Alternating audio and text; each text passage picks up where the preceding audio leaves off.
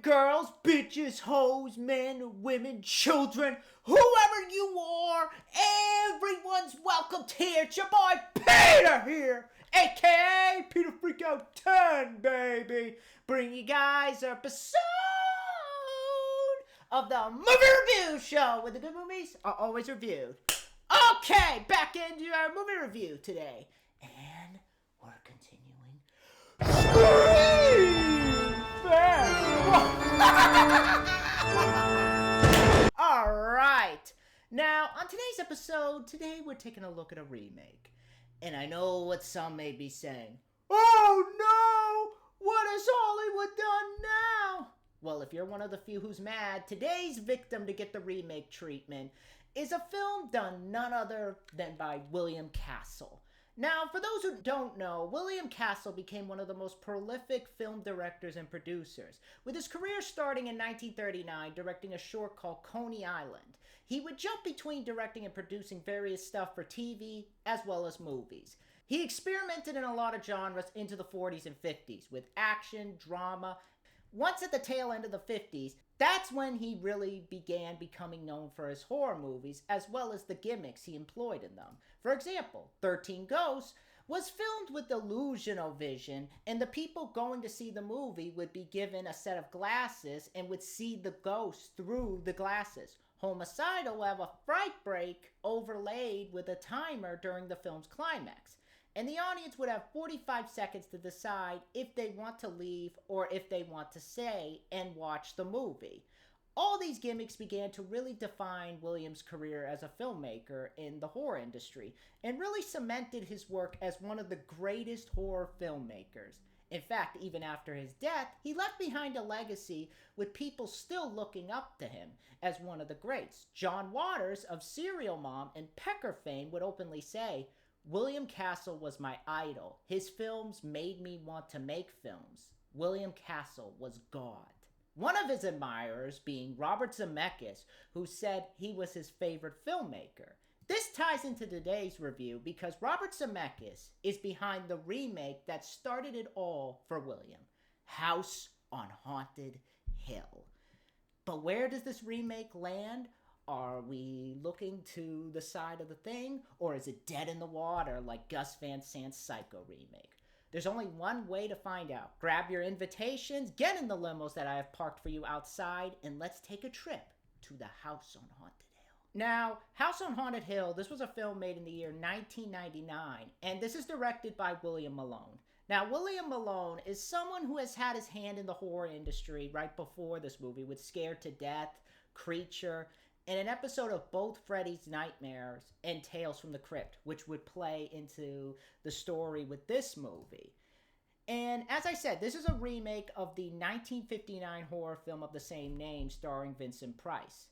Now, the idea to remake House on Haunted Hill came about when Joel Silver of various awesome action films, Robert Zemeckis of Back to the Future and Forrest Gump fame, and Gilbert Adler of Tales from the Crypt, as well as the director of Bordello of Blood, had started their own production company, Dark Castle Entertainment. The name serves as a homage to William Castle himself, with their main priority specializing in bringing medium-budgeted horror films to the screen under the Warner Brothers label. And they decided House on Haunted Hill would be an ideal project to remake. Little did they know around this time, Terry Castle, William Castle's daughter, was also thinking about remaking the film, and got word on what was going on at Warner Brothers, and got word on the fact that they wanted to remake House on Haunted Hill, and came to them looking to be a part of the film, and even came to Warner Bros. With a scrapbook with dailies from the time they were working on the original movie. Thus why she is credited as an executive producer on the film. When deciding on who should direct the film, they settled on William Malone, being that they already had a history with him in the horror industry with his 2 horror films he directed, and he has worked with Robert and Gilbert on Tales from the Crypt before. And he jumped at the opportunity, being that he himself was also a fan of the original. He wanted the film to stand on its own from the original and do its own thing and not be a carbon copy of the original, something that plagued the remake of Psycho, So much so, he worked with the writer, Dick Beebe, on the screenplay. And one of the things he contributed to the script was the idea of making the house a former insane asylum, something of which he drew influence from his Tales from the Crypt episode. He also drew influence from the work of H.P. Lovecraft, which contributed to designs of the ghosts. Despite being uncredited, he contributed to 20% of the screenplay. Once the script was approved, they were given a budget of $19 million and they got their cast together. The movie was shot in LA. For the part where they're walking up to the house, that shot was at the Griffith Park near the Griffith Park Observatory. And for some of the outside shots of the house, the team used matte paintings and miniatures for those shots. For the sets inside the house, that was primarily a soundstage. For the look and feel of the house, it was a combination of 1890s Victorian-era architecture with a bit of Art Deco styles. For the makeup effects, the team brought in the greats K and B to bring the house to life, as well as the various ghosts. One of the designs implemented in the film was makeup effects done by Dick Smith that was intended to be used in a movie called Ghost Story, but sadly, that was cut out of that film. K&B and William were so impressed by his work on that movie, they decided to use it in this movie with his permission. For the big final ghost, The Darkness, they drew influence not just from Lovecraft, but also Rorschach ink blots. While there was tiny amounts of CGI used for the effect, that was achieved by combining members of the cast and crew, but shooting wrapped after a certain amount of time, and with the fact that they were remaking a William Castle film, they also decided to come up with a gimmick behind the film, and that was done in the form of marketing. When Warner Brothers and Dark Castle supplied the movie to theaters, they gave them scratch-off tickets, and anybody who scratched the ticket, they would get a chance to win $1 million or rental passes to Blockbuster. The movie was released on October 29, 1999, Halloween weekend, where it opened to #1 at the box office. And by the end of the weekend, it made over $15 million. But it's made half of its budget in a single weekend. While the money was rolling in, the reception wasn't too kind, as on Rotten Tomatoes, it is a 31%, a much lower rating than the original. So it has negative to mixed reviews. There were some positive reviews from people who praised the movie for being a fun time at the theater, while criticism came from the fact that they felt the movie was all style and no substance, feeling that the film was overly relying on special effects as opposed to genuine scares, and more critics felt it lacked what made the original work. The audience side on Rotten Tomatoes is more on the mix with a 42, and on IMDb it is a 5.6 out of 10, so it seems to be having its fans with the audience side. Now, I'll be honest with you, I caught the trailer for this movie while checking out South Park Bigger, Longer, and Uncut. Unbeknownst to me, this was a remake. And without that knowledge, I thought it looked interesting. I was originally going to review the original, as up until that point I hadn't seen it. And I was going to review it along with this so I could compare and contrast, but due to time, despite watching the film and liking it, I figured why not review it another time. That being said, I still wanted to give this film a C, and as someone who saw the original for the first time and didn't have that connection to it, I wasn't as angry as some people were on the message boards. It's sort of like how I was with The Thing. I know it's the opposite with it, because I like the remake of The Thing more than the original, and I like The Fly remake more than the original, because those are, to me, better made films. Even though the original's good, I just think the remakes have more going for them. Even though I know there were some people back in the day who were angry about the remake. But I wasn't as angry because I didn't have those connections to them. Here is the same. I was just sort of like, okay, nothing to get mad over. I don't have any personal attachment to the original. I mean, if it was another movie, I think that I'd be a bit more mad, because if that film was something I loved and cherished, I would feel the same way people would feel about this. But I was still willing to try it. As even seeing the original, this had some stuff in the trailer that I felt intrigued me, especially reading the Fangoria articles and how respectful William Malone was to the original, and the fact that he was a fan and wanted to make something that was his own. I decided why not take a night out to see it. And leaving the theaters, I have one thing to say. About a few months ago, there was a movie that came out called The Haunting before this. And if anybody has not seen The Haunting, don't. It's a piece of trash. Even as a remake, it sucks. It's boring and just has nothing going for it. Everything that movie is what this film does better. And this is the movie that I was expecting it to be. And it wiped the bad taste of that movie and the Psycho remake out of my mouth. I love this movie. And this to me has to be one of the better remakes, and it's one of the better horror and haunted house films to come out of the 90s. And this is a movie that more remakes should take influence from, because I think this movie proves that Dark Castle understands what people want out of horror films and what they want out of remakes and what others should strive to be. And it makes me excited to see what else they can offer. Now, in comparison to the original, because I know some may be asking for my opinion, I think they're both great movies, but in my personal opinion, I find myself gravitated towards the remake a tiny bit more. Because I honestly think the changes William and Dick made to the story, I find to be a bit scarier and a bit more eye-catching in my mind. As to me, watching this film, it has the feeling of what if William Castle was alive and made a movie today and went out and gave it a 90s coat of paint. That's what this movie feels like. And even my friend said it best. It has a bit of a Tales from the Crypt vibe, which I could see, especially when it comes to the two main characters. I'll get deeper into why later, though. But with the cast in this film, you got Geoffrey Rush, who was in The Firm, and Elizabeth playing the character Stephen Price. You have Famke Janssen from GoldenEye. She was also in Lords of Illusions and Deep Rising, and of course she's gonna be Jean Grey in X-Men. Ali Larter from Varsity Blues. She's going to be in a film called Flight 180, which is renamed to Final Destination, from what I hear. You have Taye Diggs from Go. Bridgette Wilson, who was Veronica in Billy Madison. She was also Sonya in the first Mortal Kombat, not that piece of shit Annihilation. And she was also Sarah Michelle Gellar's sister in I Know What You Did Last Summer. You have Peter Gallagher from TV's Law & Order Special Victims Unit. Chris Kattan from TV's SNL and Night at the Roxbury. You also have a small cameo from Jeffrey Combs, the reanimator himself. He was also in From Beyond.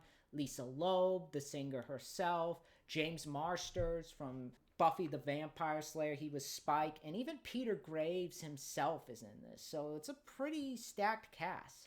But getting into the film, the plot is basically we meet Stephen Price, played by Geoffrey Rush, whose name is a nod to Vincent Price in the original, but here he looks more like John Waters, which I'll talk about later. But he's an amusement park mogul, where his rides basically have these outrageous stunts attached to them that would call for a lawsuit in real life, but he's on the verge of asking his wife, Evelyn, played by Famke Janssen, for a divorce. Well, it's her birthday, and she decides that she wants to have a birthday at this abandoned psychiatric institute where years ago the crazies revolted against the staff and massacred them. And so, thinking that he's going to use this to get revenge on her, he shreds the guest list she gave him and attempts to create his own. But the house hacks into his computer and brings in these 5 other people. These include Sarah, played by Ali Larter, Eddie, played by Taye Diggs, Sarah, played by Bridgette Wilson, Donald, played by Peter Gallagher, and Watson, played by Chris Kattan. Despite some anger at the beginning, they decide he's going to go along with his trick for this party, where the plan is they have to spend the night in this asylum, and once the night is over, they win $1 million. Despite being allowed to leave, the house traps them in there, so they're all forced to survive the night. And they discover they are all in some way connected to this house, as strange occurrences start happening involving death or hallucinations. So now it's up to the group to survive the night in this house and make it to the morning.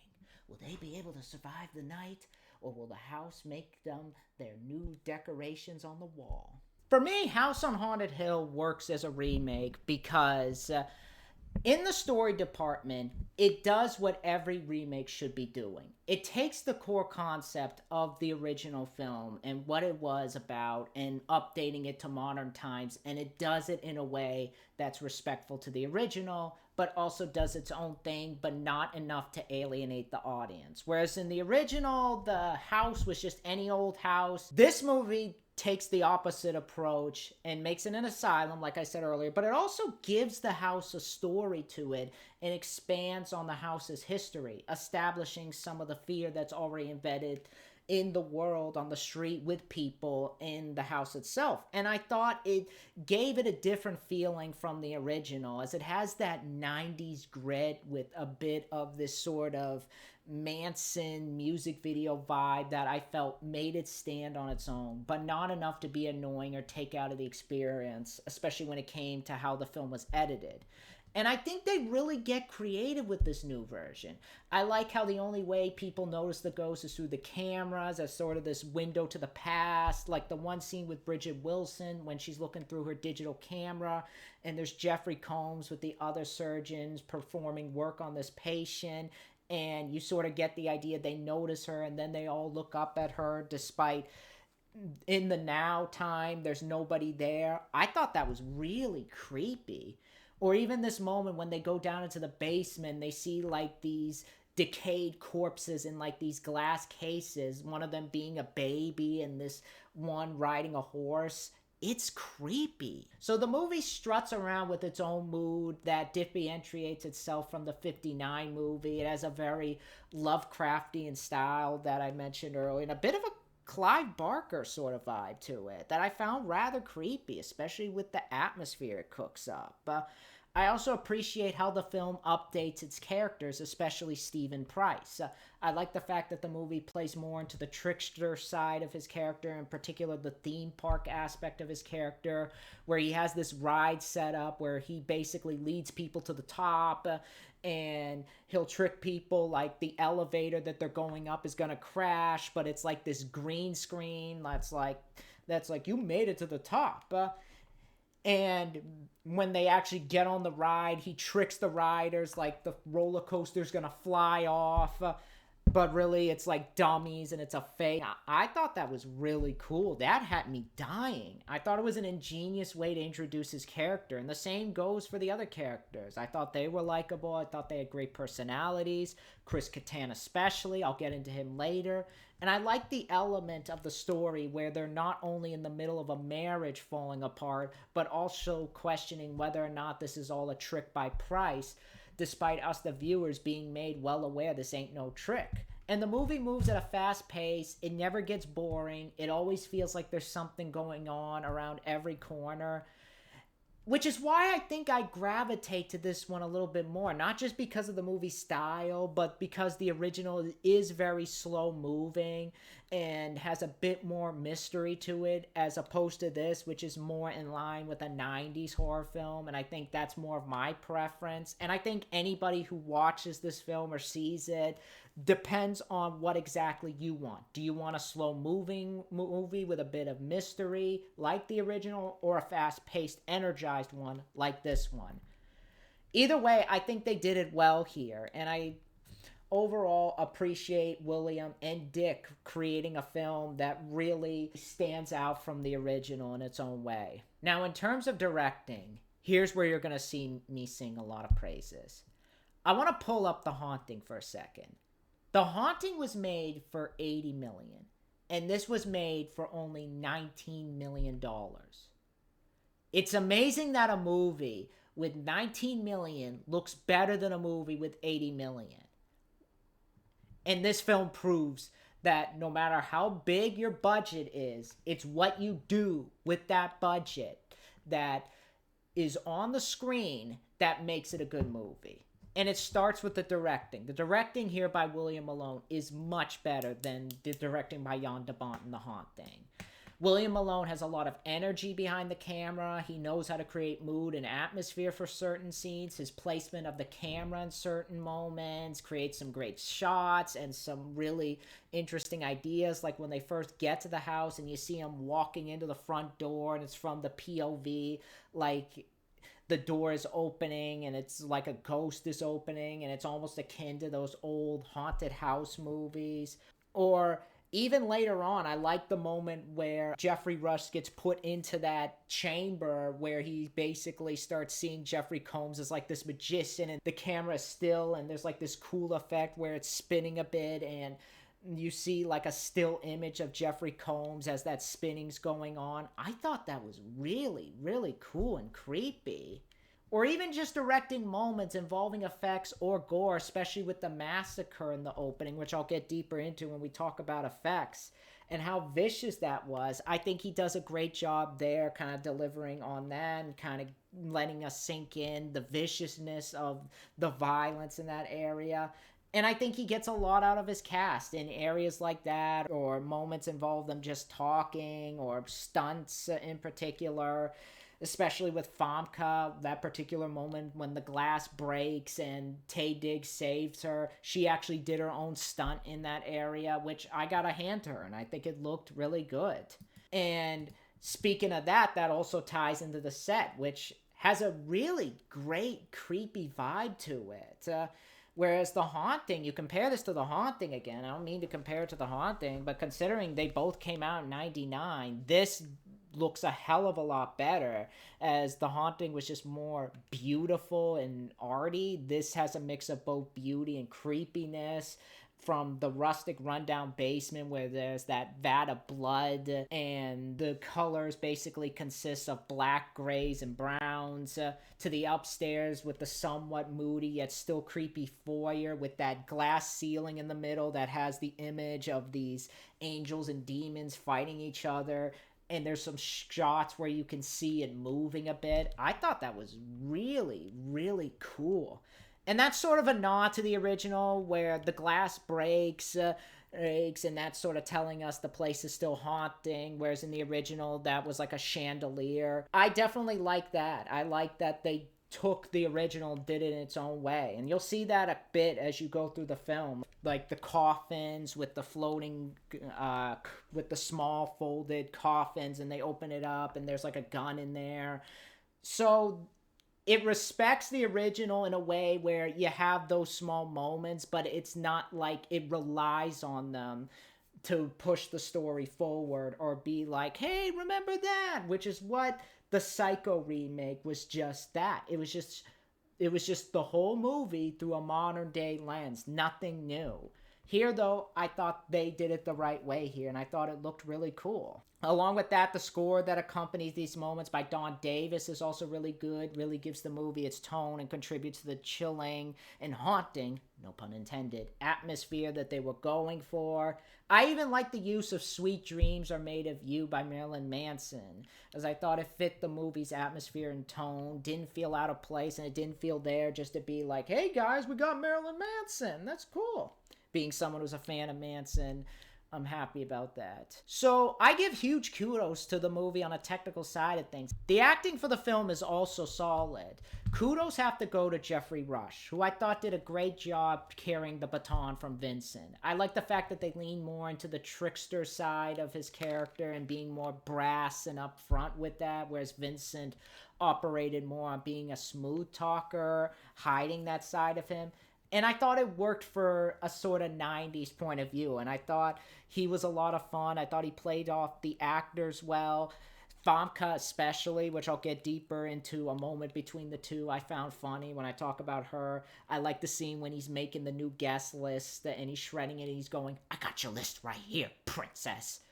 Shred it. That got a laugh out of me. I also really like that he incorporated elements of John Waters into his performance. I thought it gave the role his own identity, and you can tell that he's having fun incorporating those elements in there, and he's really stepping out of this dramatic image that he's created. So I give him a lot of props. Famke Janssen, who I like as an actress, she played a good bitch. With this version, she's more upfront with the spoiled princess angle. In particular, you have a scene when she first gets the house and she sees the new guest, and she's like, who the fuck are all of you? Really kind of showing the spoiled vibe to her, which is weird for me to see from her, as she's mostly known for playing the nice girl in a lot of films. But here I thought she did well. She didn't do it in a way that was hammy or unnatural, but also as one you love to hate, but also didn't mind having on screen to watch be annoying or bitchy. I thought it was done in the right way. And her and Jeffrey have some great back and forth when they're in the room and he's like shit talking her and she bites his hand. He's like, there's the fiery girl I marry.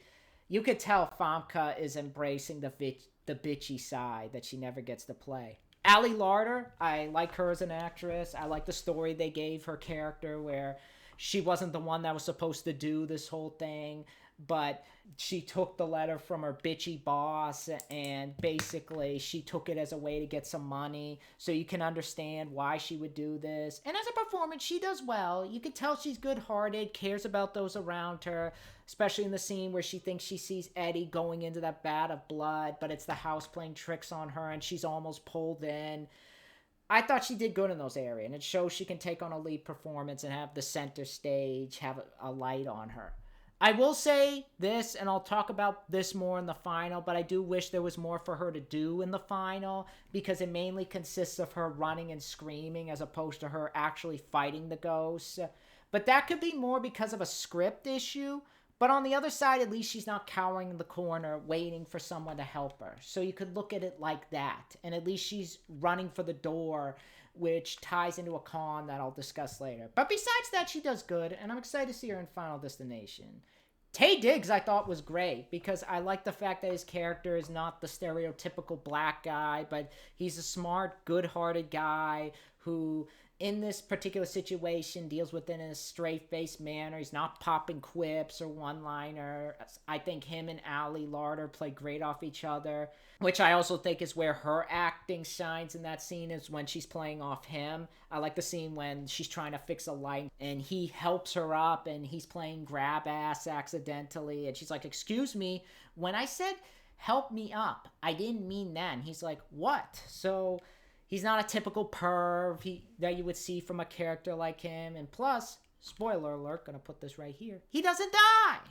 And when he's interacting with the effects, like the ghost at the end, I thought he did well there. Really didn't look like he was looking in another direction or around it, which is something I don't think gets talked about enough because people tend to forget when acting with effects, that's a lot harder than people make it out to be, especially when there's nothing to look at unless they put something there. And when acting with that object, the actors could end up laughing because they could be interacting with a tennis ball or a phony-ass mannequin head. And I think Taye did that well.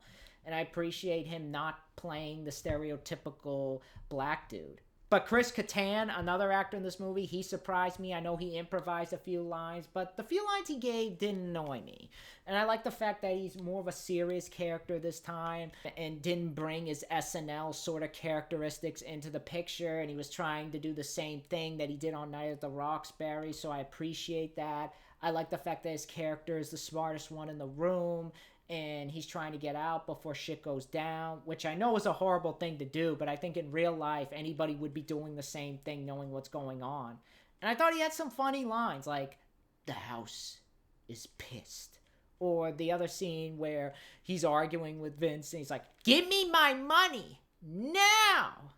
That got a chuckle out of me. So Chris Kattan, I thought, did a good job. And I like the fact that his character kind of has a heroic ending to him, which kind of also there's a problem with that I'll talk about later. I know I'm building up to that, but bear with me, guys. But other actors, you got Peter Gallagher as one of the guests who you find out is a doctor, and there's a big twist with him that I won't spoil that involves him and Famke Janssen. Bridgette Wilson as this talk show host who lost her job and she's looking for a new show and she's filming everything. You have a small role from Lisa Loeb, the singer herself, and James Marsters, who basically are a news reporter and her cameraman. Jeffrey Combs as the doctor who gets killed in the opening. Always nice to see Jeffrey Combs in a role like this. But overall, the acting is really solid. No one in the cast do that bad of a job. But when it comes to the effects, they are amazing as well. This film is packed to the brim with some cool effects and some really gnarly deaths. The practical effects were supplied by the gods of special effects themselves, K&B, and they look great. The designs of the ghosts look creepy and nightmare feel inducing, including the Dick Smith one that I thought was really cool, which I'm definitely happy got to see the light of day. This ghost with no eyes or nose, but a face. Actually made the cover of Fangoria for those who want to see it. That thing right there. I definitely like the look of it there. And there's some really painful deaths. Like the opening, you get a guy who gets pencils through his neck and they come out the side right here. A woman gets drugged up into the ceiling, and then later on she's in a cabinet where you see like her torso, and this part's cut here and her head's on the thing. Later on, this guy's found dead, and this part of his face is missing, where all that's left is the mouth, like right here. And basically it looks like someone took an ice cream scooper to it and scooped out his face. So really nasty death, and K&B's effects really make those scenes gnarly. And just the design itself, I know there's some people who don't like the darkness effect at the end. I thought it looked very cool. It's a mix of CGI, but there was also a bit of practicality to it. I like the design they went with. I like the faces that come through, the very H.P. Lovecraft look to it with the naked women around it, and people's faces are coming through talking in this sort of like flirtatious and deadly sort of thing to their voice. I thought it was a really intriguing design, and I thought it worked for what they were going for, and how people get pulled in, and you'll see like them kind of changing when they get pulled in. So overall, the effects themselves look great and definitely contribute to the film. So if you're going into this for the effects, you're going to get a lot of bang for your buck. But yeah, I love this movie, and I definitely think it's one of the better remakes out there. Now, getting to the cons, I built up to this one. And one of the flaws this is probably the only flaw I have with the film, it's the final, which I know a friend of mine also has a problem with the final too, but not in the same way that he does. Basically, I feel it ends a bit too fast, and the final itself really doesn't feel like much is done to warrant a heroic sort of ending. And I think that has a lot to do with the fact that some stuff was cut, because it really doesn't feel like the house puts up that much of a fight.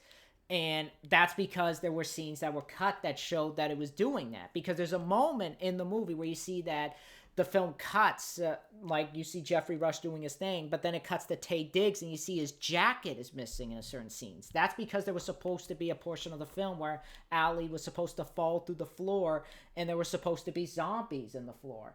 And this is true. This is confirmed true because there is a Fangoria article talking about the effects in that moment. And they cut it out. Why they cut it out is beyond me. And I hope they put it on the DVD because the people's hard work in that scene doesn't deserve to go to waste. But I think it would have also benefited the final, as it would have shown the house pulling out all the stops to really stop the group. And when taking that out, it really makes the house look weak. And just also how they managed to escape being saved by, spoiler, Chris Kattan as a ghost, where he's able to pull up a curtain and kill them. That's it. It really doesn't feel like an ending that feels like, yeah, get that ghost, we're free. Like, Taye Diggs and Larter aren't even the ones who saved themselves. So there isn't a feeling of, wow, they took it down and walk off into the sunset. Even though I do like the last scene in the film, I just would have preferred it if they played more into the final battle. While I don't mind the Chris Kattan ghost, like a friend of mine says, it just feels like they could have at least played a final part and taken down the ghost with Chris Kattan there.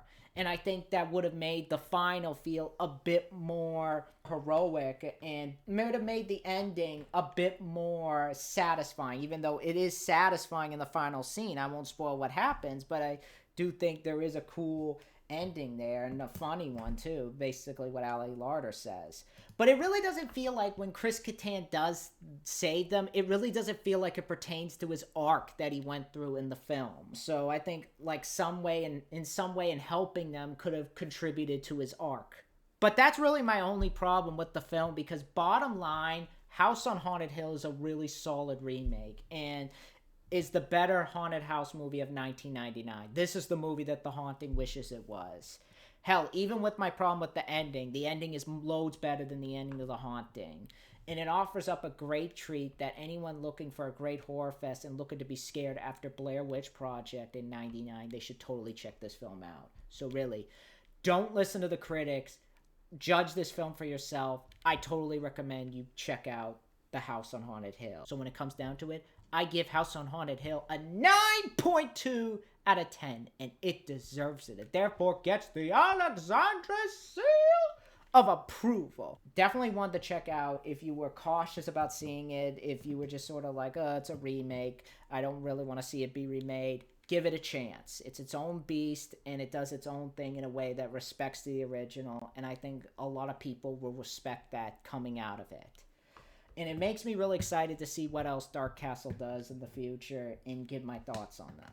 So, yeah, that is my review for House on Haunted Hill. Next time, as I said, I will do a review of Alien. That'll be coming soon. I'm going to work on the review for that. I'm just getting my notes together for that. I also have a review for, as I said, Shadow Man will be coming, so check that out.